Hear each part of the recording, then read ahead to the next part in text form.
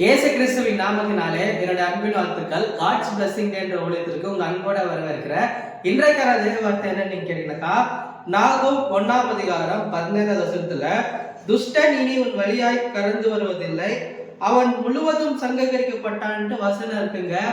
இந்த வருஷத்தின் தொடக்கத்துல இருந்து முடிவுக்கே நம்ம வந்துட்டோங்க.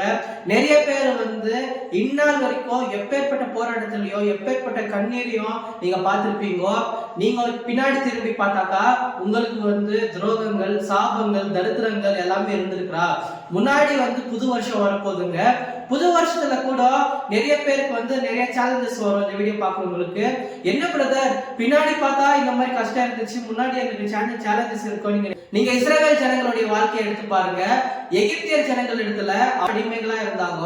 அடிமைத்தனத்துல இருந்து விடுதலையாகி வரும்போது ஆனா எகிப்தியர் அவங்க சும்மா விடல, அவங்க துரத்திட்டே வராங்க. பின்னாடி பார்த்தா பார்வோனுடைய ராணுவ படை, அதே போல முன்னாடி பார்த்தா செங்கடல் இருந்துச்சுங்க. அவங்க என்ன யோசிச்சிருப்பாங்க, இவருடைய வாழ்க்கையிலே இனிமே அவ்வளவுதான் அப்படின்னு யோசிச்சிருப்பாங்க.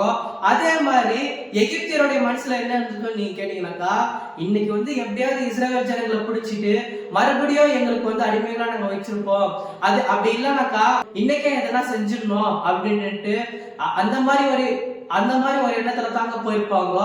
ஆனா அங்க நடந்ததே வேற ஒண்ணுங்க. எகிப்தியர் ஜனங்கள் நடிச்சதும் நடக்கல, அங்க இஸ்ரவேல் ஜனங்கள் நடிச்சது நடக்கல, உங்களையும் என்னையும் படைத்த தேவன் நினைச்சது தாங்க நடந்துச்சு. இந்த வீடியோ பார்க்கறவங்க யாரெல்லாம் மன கஷ்டத்தோட இருக்கிறீங்களோ, என்னுடைய வாழ்க்கையில நான் நினைச்சு பார்க்காத ஒரு தோல்வியை நான் சந்திச்சிட்டேன், என்னுடைய வாழ்க்கையில நான் பட்ட கஷ்டங்கள் போதும், என்னுடைய வாழ்க்கையில எதிர்பார்க்காத ஒரு பெரிய அவமானம் எனக்கு ஆயிட்டு இருக்கு அப்படின்னு யோசிச்சுட்டு இருக்கீங்களா? இயேசு கிறிஸ்துவின் நாமத்தினால எல்லா சூழ்நிலையும் இன்னைக்கு மாற போதுங்க. உங்களுக்கு எல்லா சூழ்நிலையும் மாறி செங்கடல் உங்களுக்காக திறந்து வைக்க போறார் கடவுள். நீங்க யோசிச்சுட்டு இருக்கீங்க, இல்ல பிரதர் செங்கடலை திறந்து வைத்தா கூட என்னுடைய சத்துருக்கள் என் பின்னாடி தான் வராங்க நீங்க யோசிச்சுட்டு இருக்கீங்களா? இங்க வார்த்தை என்ன சொல்லுது நீங்க கவனிங்க. அவன் முழுவதும் சங்ககரிக்கப்பட்ட இனிமேல உங்களுடைய வாழ்க்கையில எதிரின்னு சொல்றது கூட யாரும் இருக்கவே மாட்டாங்க. ஏன்னா கர்த்தர் அப்பேற்பட்ட அற்புதத்தை இன்னைக்கு உங்களுக்கு செய்ய போறாரு. எத்தனை பேர் விசுவாசிக்கிறீங்க? கண்டிப்பா இன்னைக்கு உங்களுக்கு அற்புதம் இருக்குங்க.